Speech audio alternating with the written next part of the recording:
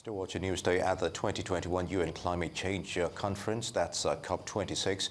Nigeria committed to achieving net zero emissions by 2060. The country will have to move from conventional fossil fuels to alternative renewable energy sources like wind and solar to reach this goal. As part of the country's dedication to the COP26 agreement, Nigeria enacted the Climate Change Act in 2021 to provide a functional framework for mainstream climate change management at a national level. On August 24th, 2022, the Nigerian government launched its Energy Transition Plan, or ETP, designed to simultaneously tackle the challenges of energy poverty and the climate change crisis. To help us get greater understanding of how this plan can align with global climate consensus is Damilola Hamid Balogun, a lawyer, CEO and co-founder of Youth Sustainable Development Network.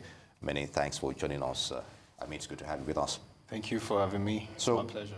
Very good. Where is Nigeria currently on its energy transition plan and, of course, initiative? All right, I think that's a very fantastic question. Of course, we understand, as you mentioned earlier, Nigeria pledged net zero by 2060 during COP26 in Glasgow. And of course, to drive it down, before the conference itself, Nigeria passed the National Climate Change Act, right, in line with ensuring that that target is met. And in collaboration with Rockefeller Foundation, Sustainable Energy for All, and the Global Energy Alliance for People and Planet, Nigeria launched its Energy Transition Plan. And what this transition plan is saying is that, look, Nigeria has a roadmap towards achieving net zero by 2060. And so with this transition, Nigeria is basically looking at 5 key sectors. So first is power.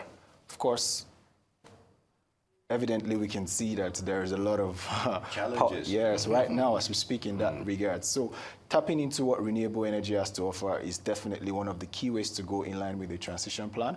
Of course, also looking into the area of transport. Of course, we want to look into deploying EVs and ensuring that emissions are being reduced, especially that, for a fact, it's also stated that between 2000 and 2022, it is clear that 1.5% of global grants and funding with respect to energy transition only came down to sub-Saharan Africa. So we see that there are funds that are being channeled towards this particular aim, but it is also important that we are able to position properly, and that is what the Energy Transition Plan has in mind.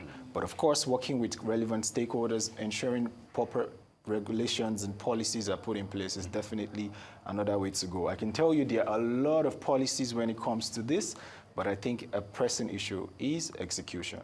Yes. All right, then. I mean, we're talking about this commitment to carbon neutrality, and a lot of people have already even said that it's a very ambitious goal to meet by 2060, especially in the context of Nigeria's unique socio-economic and environmental challenges. Now, you talk about these policies. Now, in the light of the socio-economic and infrastructural challenges that may impact the implementation of this energy transition plan, how can policymakers and stakeholders across board address these challenges to ensure that there's a smooth and equitable transition, of course, to renewable energy sources? Thank you very much. And I think that is one area the government has a huge role to play to de-risk a lot of these things.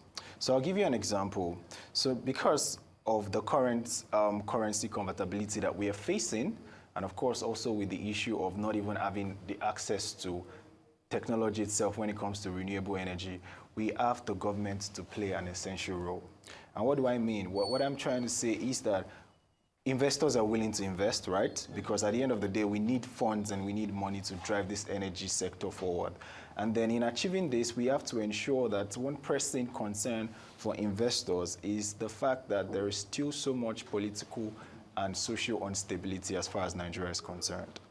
So as an investor, if I want to invest my money in a business or in an idea, I want to be sure that I am able to get my money back. And then in case of any breach of agreement, I'm able to get appropriate judgment in the right court of jurisdiction. Those are pressing issues, right? Yeah. And so as a result of this, we need to be able to take care of all of these parts to ensure that we build confidence in the investors that are willing to come into the business. And of course, in that regard, we also need to ensure that the local financial companies are very, very supported. What do I mean in this case? So if I approach a bank in Nigeria today, if I say I want to invest, I need some money to invest in a renewable energy project, they'll definitely not want to give me that, because to them it's kind of strange. And this is where we are calling on the role of governments and even the MDBs, the DFIs. What can they do to ensure that they build business case as far as energy sector is concerned, in ensuring that people have not only access to energy, but clean and affordable source of energy?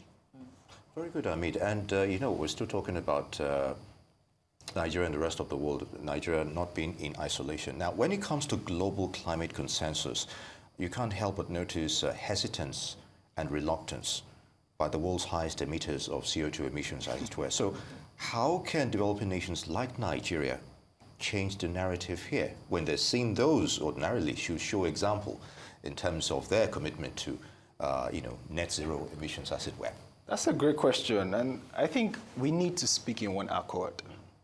Essentially, we need to speak in one accord. So, for example, we also need to be able to decide what the energy transition future looks like for us in accordance with our own reality. And the reason why I'm saying this is there's been debate over now that should gas be used as a transition fuel or not. And then you also see the division between African countries saying that, okay, gas should not be used, gas should be used. A clear example is one of the key points for the energy transition plan itself of Nigeria, indicating that gas is to be used as a transition fuel.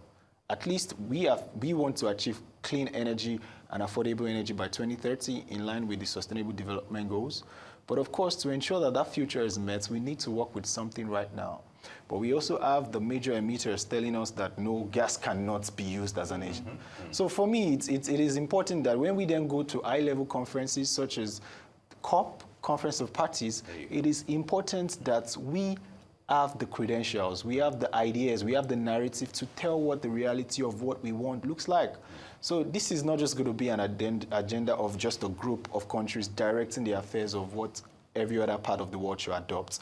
So for me, I think it is important that African countries, especially countries in sub-Saharan Africa, for a fact that we emit very less, it is important that we speak in one accord and we are able to project our reality to ensure that we are actually pushing towards what we want and not being directed.